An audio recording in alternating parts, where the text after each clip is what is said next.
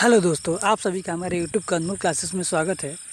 आज के इस वीडियो में हम लोग सामान्य विज्ञान के कुछ महत्वपूर्ण प्रश्नों पर चर्चा करेंगे, जो कि सारे प्रश्न आपके सभी परीक्षाओं के दृष्टि से मोस्ट इम्पोर्टेंट होंगे।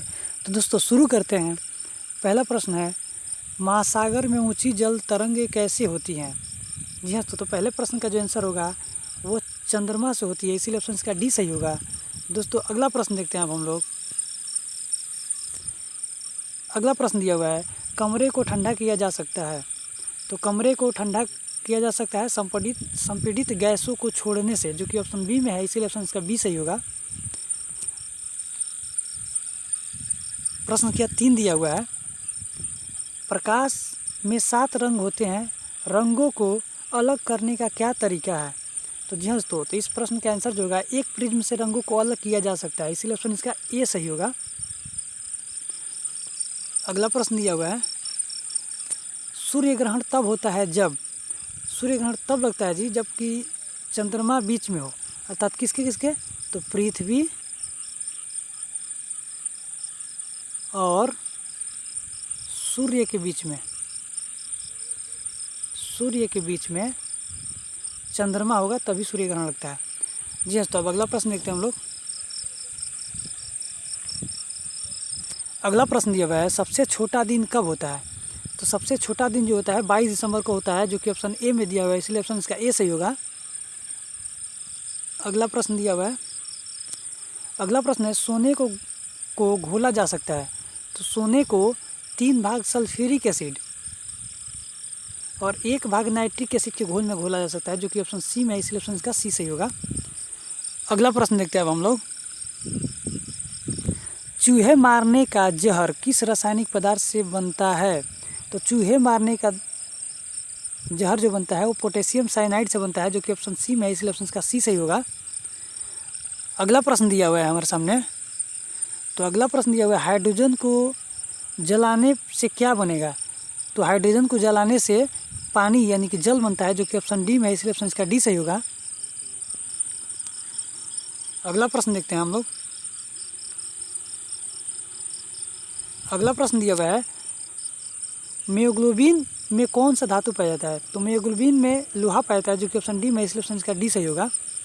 दोस्तों अगला प्रश्न देखते हैं हम लोग। जी हाँ दोस्तों, तो अगला प्रश्न दिया हुआ है, एस्पिरिन कहाँ से मिलती है?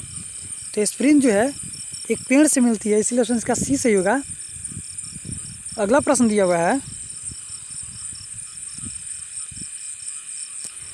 पीतल कौन सी धातु का मिश्रण है? तो जी हाँ दोस्तों, तो पीतल जो है तांबा और जास्ते का मिश्रण है, जो कि ऑप्शन डी में है, इसलिए ऑप्शन इसका डी सही होगा। अगला प्रश्न देखते हैं हम लोग। अगला प्रश्न दिया हुआ है, तैरने के तालाब में तैरने से मनुष्य की त्वचा क्यों जल जाती है? तो इसका रीज़न है क्लोरीन के कारण, जो कि ऑप्शन बी में है, इसलिए ऑप्शन इसका बी सही होगा।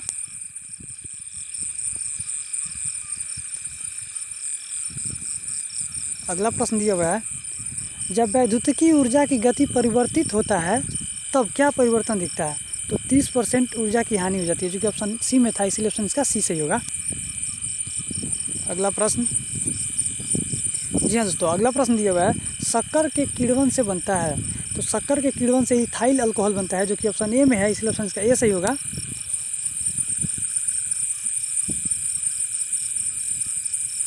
जी हाँ दोस्तों, अगला प्रश्न दिया हुआ है, अम्ल वर्षा होती है क्यों? तो अम्ल की वर्षा जो होती है वो कारखानों के कारण होती है, इसलिए ऑप्शन का ये सही होगा।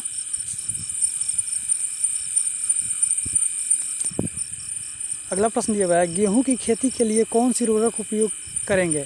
तो गेहूं की खेती के लिए जो नाइट्रोजन का प्रयोग करते हैं, इसलिए ऑप्शन इसका ये सही होगा दोस्तों। जी हाँ दोस्तों, अगला प्रश्न दिया हुआ है, जब एक पत्थर को चांद की सतह से पृथ्वी पर लाया जाता है तो क्या होता है, उसमें क्या परिवर्तन दिखता है? तो जब चांद की सतह से पृथ्वी पर लाते हैं तो उसका भार बदल जाता है, परंतु द्रव्यमान नहीं बदलता। दोस्तों यहाँ पे टाइपिंग करते वक्त मिस्टेक हो गया है, परंतु द्रव्यमान नहीं बदलता, द्रव्यमान। जी हाँ दोस्तों, अगला प्रश्न देखते हैं अब हम लोग। तो अगला प्रश्न है, आप लिफ्ट में खड़े हैं, लिफ्ट में फर्श पर आपके द्वारा रहा बल क्या होगा? तो जब आप लिफ्ट में खड़े होते हो तो उसका बल जो लगता है लिफ्ट में 9.8 मीटर प्रति सेकेंड के त्वरण से नीचे आते हुए शून्य होता है, जो कि ऑप्शन बी में है, इसीलिए ऑप्शन इसका बी सही होगा। अगला प्रश्न है, आमतौर पर सुरक्षा फ्यूज लगाने के लिए प्रयोग होने वाला तार किस पदार्थ का बना होता है? तो आमतौर पे फ्यूज के रूप में जो यूज़ करते हैं वो तार जो बना होता है टीन और शीशे का एक मिश्र धातु होता है, जो कि ऑप्शन डी में है, इसलिए ऑप्शन इसका डी सही होगा।